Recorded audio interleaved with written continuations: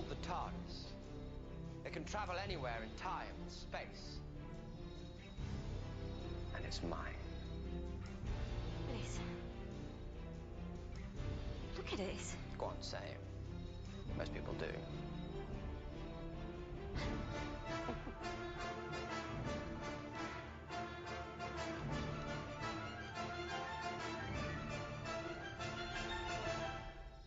Smaller on the outside.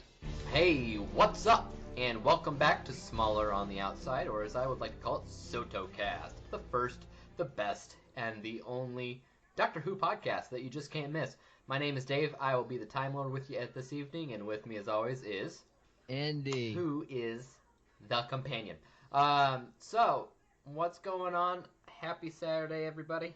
Couple of announcements before we get into anything.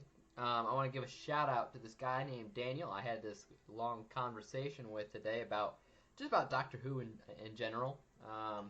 I put a shout out somewhere that if somebody wants to talk about this episode of Doctor Who, then let me know. But before any of us actually saw it, I was talking to him about Doctor Who in general, about how difficult it is to talk somebody into Doctor Who because it started off in such a different, goofy, cheesy way, and it's like evolved in such a more serious tone since then. it's become more serious and then less serious in some ways as well. Right, but I think more of a balance now than anything. Right. So he and I talked, and he hasn't seen the classic series either, and Right. when I asked him his favorite moment of the series, what the first thing comes to mind was he was talking about the silence with Matt Smith. Which part? Because that kind of covers this entire era. Well, not entire, but I Kind think of. I guess I didn't ask him what part in general. It was more like a story arc, and probably the ones with the silence in them. The actual silence episodes. Right. So probably season 6 then. So I'll give him a shout out. Thanks for talking through with Doctor Who stuff. That was cool. Also, another announcement. I created a website called sotocast.weebly.com. It's meant to not really be a blog, but more of just a standalone website like a business would have, where it has some widgets in there that plays our latest podcast. It also has an archive of our oldest podcasts and everything up to today, which is cool. There should be also a section up there called blog, but all that is a kind of a feedback area. If you want to give feedback and have any questions, shout outs, anything like that, you can do that as well. So you can check that out. Don't know if I'll keep it or not, but so far it looks okay. It also has a playlist for the other podcasts I have, David Examines Movies and TV, so that's cool as well. So cool. This episode was called Smile, and it was a very happy episode. Not really though. Well. Wow. Fake happy. Fake happy. Okay, so the episode starts off. Bill and the Doctor are in the TARDIS, and she's asking how everything works. Why are the seats so far away? Good stuff. And it's just basically giving us a quick recap about, again, what the TARDIS is and what he does in there. So more introduction stuff for people who've never seen the show. The bald guy, I forget his name already. It was Nardole, or Nardoli, I don't know. Yeah, I think it's just Nardole. I don't know if I'll ever remember his name. He shows up, and he's asking why the TARDIS is there, and he's not supposed to go off-world because he's made a vow. It said the Doctor made a promise that he would not go off-world. I don't remember that. It has to do what they're guarding down there and that. Yeah, but who did he promise? I don't remember. Is this something that we didn't see? I'm guessing, yeah. But anyways, it doesn't really matter. It doesn't really matter because he's got a time machine and he can always go back to that second in time. So the bald guy goes off to make him a pot of tea. But as we know, it's never a good idea to assume that you're going to be able to come right back in time to the exact moment, as we've seen several times before. Never assume.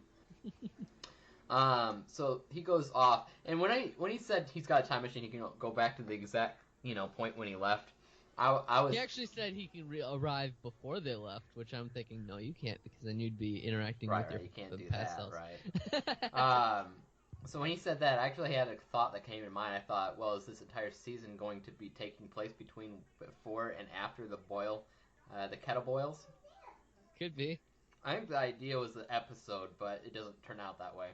Could be that, yeah, I could see that. Anyways, they go off to paradise, I guess. Is there a name for the planet? Because I don't think I caught it. Yeah, there was, I think. Maybe there wasn't, I don't know.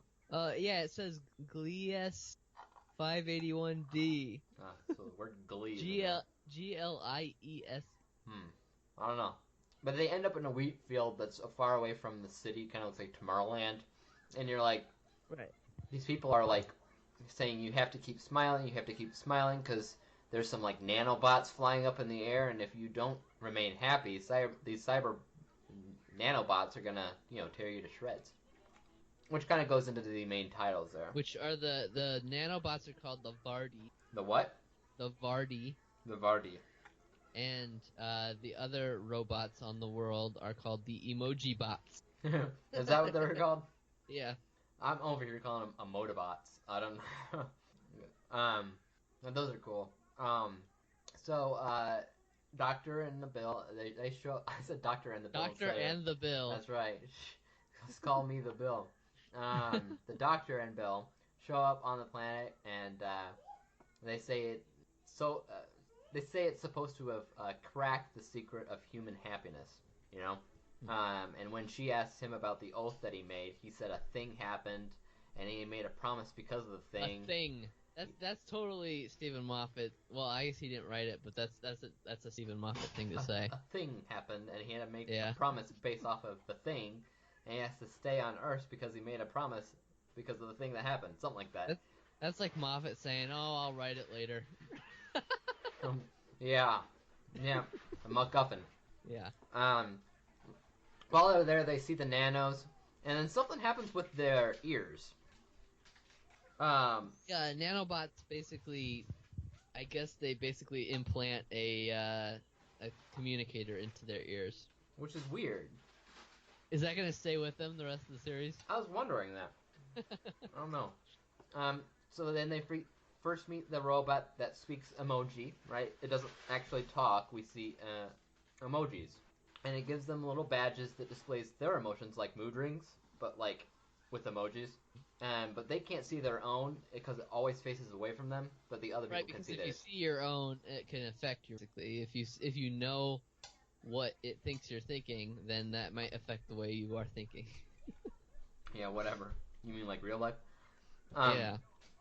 The main question that we have at this point is, where are all the humans here in the so-called paradise? Well, we as an audience know that they're like dead, but they don't know that until the next scene when they discover the answer to that question, and they go to this like garden. Garden, yeah. Like a garden.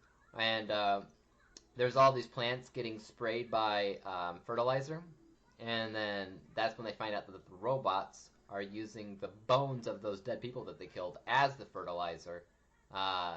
So they then start to run away, and then the Doctor starts figuring out about the whole smile thing. I'm not entirely sure how he connected the dots at this point. But he... Yeah, just, clever. Yeah, sure. He tells her to physically smile, I think because it's therapeutic. If you actually smile, it helps you actually be happy. Right, I think that's a real thing, that if you smile, it actually does affect your brain in that way. Yeah. It doesn't necessarily make you happy, but it does affect your brain in some way. Okay. Yeah.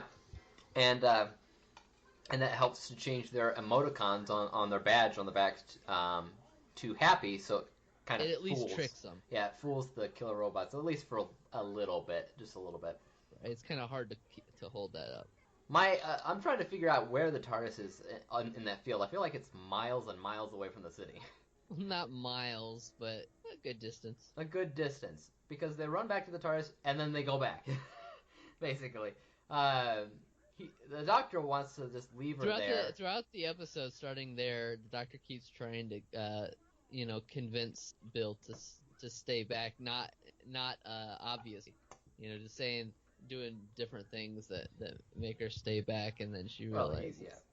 For obvious reasons, he's got... Keep her out of harm. Hmm? Keep her out of harm. Yeah, keep her out of harm. He's got plenty of reasons to do that.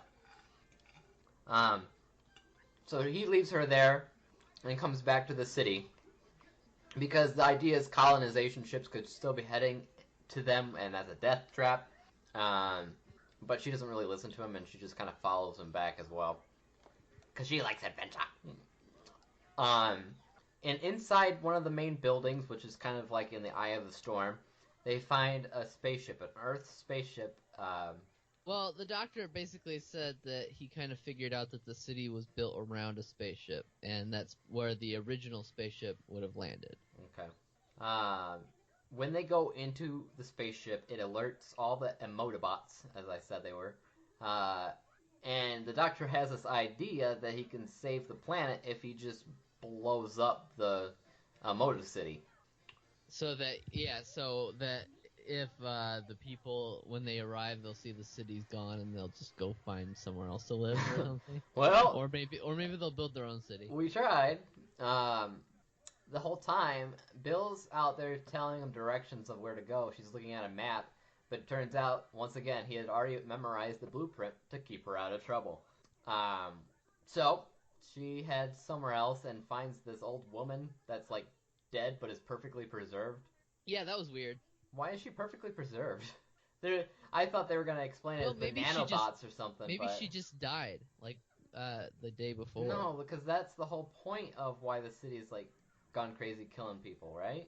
Well, they said it all happened, all the people that died, they said it happened within a day. Did it? Yeah. That's a little crazy, robots. Come on now. Terminators. Alright, so she finds a book in that same room. You got nanobots, they're probably pretty effective at that. She finds a book of what kind of looks like an animated history book.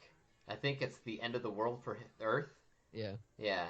And then she goes back and finds a boy that's kind of just wandering around and asks her if they're there yet. Are we there yet? Are we there yet? And I'm thinking, he says, are you my mommy? Kind of is just as creepy, except he doesn't have one of those masks on. And that's kind of when we find out that there's a bunch of people there. There's a ton of pods. I immediately figured that when we saw the kid. Yeah, which is, if am I understanding this right? It's basically the surviving population of Earth, the rest of them. Yeah. And the doctor was about to kill them all. Well, the doctor also explained that when people evacuated Earth, they went on several different ships, so it probably wasn't the only surviving population of just one of them. London. Sure. Yeah. Yeah, you remember that spaceship UK or whatever, Starship UK? Starship from, UK. The second episode of Matt Smith. No. You have to tell me the story of the episode rather than just the ship. Well, it was the one with the star whale, and the ship was going forward by torturing the whale. Oh yeah. Stopped torturing it and it went faster. Right. That one, yeah. That's maybe one of the ships where they escaped on. Sure. Yeah. None of them were Battlestar Galactica. Oh yeah, I see that in this TARDIS wiki. It actually mentions that here, the Starship UK. Oh, does it? Yeah, okay. Yeah. So when they're looking at the dead body, the doctor comes up with this idea. I guess they both do that. It was a virus that killed everybody, but it was grief as a virus. This is where it got a little confusing for me because he said the robots were programmed to know happiness and hope, sugar and spice and everything nice, and they weren't programmed for grief. And they don't know what that is. They don't know what that is, and so that somehow turned into a physical plague. And yeah, so basically the robots are there to try to help make people happy. So when they see grief, which is making people sad in an uncontrollable way, they see grief as the enemy. That doesn't really make sense to me because it's like if you're making a robot, you'd have them be like super smart and actually know the basic emotions of a human being, including sadness and grief and stuff like that. Well, the programmers were idiots. Because yeah, if they don't, it's like they only half programmed them. What they needed was Asimov's rules of robotics. Right. Really, that's all that would solve the problem here, and this episode wouldn't even exist. Exactly. So anyways, the boy in the beginning, not the beginning, I guess halfway through it, is now scared because he doesn't know what's going on, and so that scared, the robots started grabbing him. So the new settlement of Earth, the spacemen, they shoot the robots down, and so rage and revenge occurs in the robots, and then the nanos start attacking them, and then they start shooting them back with their laser guns. And then suddenly there's a big white flash. Yeah, because the doctor says they're self-aware and alive, and that's when he takes his little screwdriver out and explodes the whole town. That's what it looked like. I was like, what the heck was that? It looked like an explosion. It doesn't. Even when it comes back to the people in the ship, it looks like they're all dead too. Like that. It was just an overburst of screwdriver energy, I guess. He overrided all the machines with a single burst of energy. It was a EMF. It was an EMF explosion. You mean not EMF? It's Electromagnetic. EMP. EMP. Yeah. Oh, okay. That's what it was. EMP. So, and then when he comes back, he basically says he just reset them all. He turned them off and turned them on again. Yeah, which I feel like he could have done before in the episode. Like that, just because they're dangerous. How's that gonna help? I mean, yeah, he erased their memories, but they still have the same programming, don't they? Yeah, well, that's kind of his point. In the end, he still just said, keep smiling. Yeah, that was like, okay, that doesn't solve the problem at all. I just temporarily saved you guys, and they're eventually gonna come back to this point when one of you dies. I think the point is now that the humans know what it is, maybe they can fix the programming or something. Maybe, but yeah, if one of them dies, then I feel like the robots are gonna just go right back to that point, and then the doctor's just not gonna be there to wipe everybody's memories anymore. So I don't know. So now the doctor's job is done, right? They can go back to the tea kettle that's now boiling. More like he didn't feel like actually doing a proper finishing of his job. Just saying. Right. He's like, all right, guys. You figure out what's wrong with the robots, because I did all I can do, and we're gonna head back to the past. And so he goes back in time. His plan was to go back to the point where the tea kettle was still boiling, but something has happened, and somebody has stepped on a butterfly. I guess. I don't know. They step out into like was it England, and then yeah, it was. They said they landed on the river, but the river was, I don't know if it was frozen or if it was just gone, and then there was an elephant walking through. And you know what this kind of reminded me of? Legends of Tomorrow. Well, yeah, like changing everything. I did see the next week episode thing, and that doesn't really tell you much. It just shows you that it's definitely a screwed up world, basically. Okay. And they did. I wasn't sure if it was like the future, or if something they did maybe changed. It kind of feels like the past, from what I could tell, but I don't know much about it. And they said they did mention stepping on a butterfly and everything too. Well, I was thinking maybe because they left, he promised not to. That something with that. Something about vault, his vow. Maybe. Well, I thought maybe something about that vault caused. About the vault, okay, maybe. That's what I was thinking. He was supposed to follow through with his last vow. Wait, wrong show. So this is more of an average episode, I would say. First one was better. This one was more typical from what you'd expect from an episodic episode. I liked the robots, the concept at least behind the robots that are kind of reprogramming themselves and becoming self-aware and turning into Terminators, but it's not like we haven't seen anything like that before. Right. I guess I like the emoticons. There was actually an episode of the first Doctor that felt very much like Skynet. The first Doctor? first Doctor, and I think it was probably the third season or so, it felt very much like a story about Skynet, which I thought was really cool considering it was way before the Terminator ever came out. Did they have robots? Yeah, it was robots and a robot that was, I think it was designed to control the weather, but then it got smart, and ended up making tanks and things like that. Making tanks. Yeah, and other killer machines and stuff. I don't remember exactly what the episode was called, but it reminded me a lot of Terminator. Asimov's Rule of Robotics, people. Which also didn't. This was this was the 60s. When did Asimov write his books? Let's see.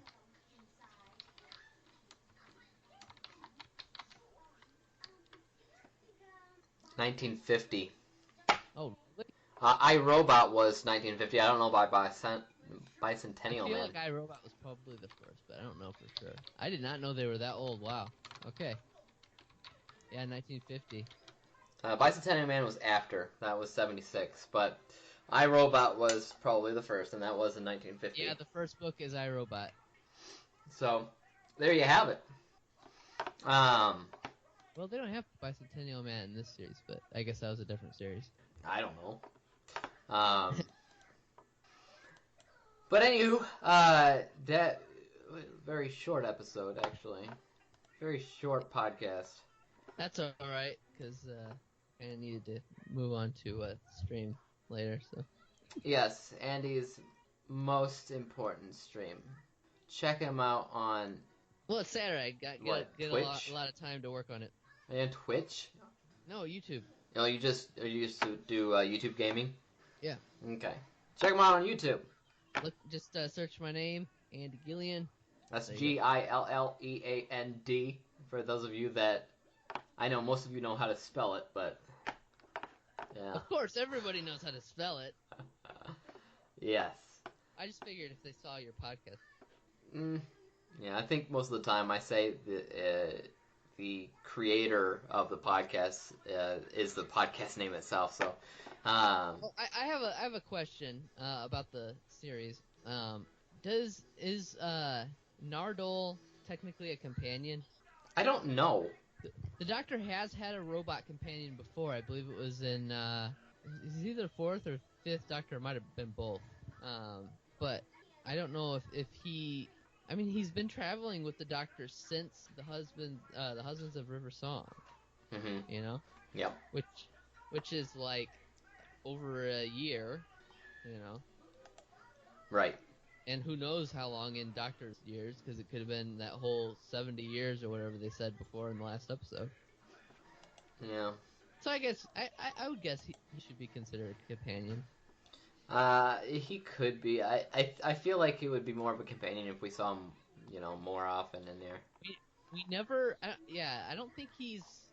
I don't know if we've seen him travel to a location with the Doctor. He's always been on Earth, right? Except for when we found him in the first place.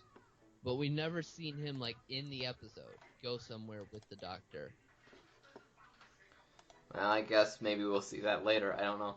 I do like the end of the episode felt very much like some of the classic Doctor Who's. In a lot of the classic series, they would end the episode on a cliffhanger, showing a little hint of what the next episode is. And they haven't done a lot of that in the new series, but that felt very much like a classic Doctor Who right there, and I like that.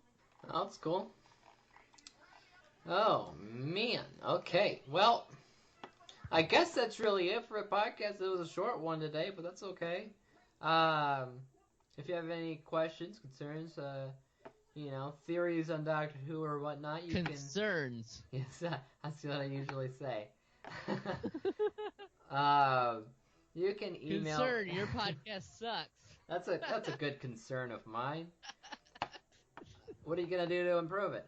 Well, we are accepting donations via PayPal at dgillian@gmail.com. You can PayPal me there. You don't have a PayPal me link? I do PayPal, on the Podomatic site, but that's the only place it's there. Okay. Which most people don't actually go to. You can email me your questions and comments and theories about Doctor Who at daveexaminesmovies.com. Dave at Dave.Dave.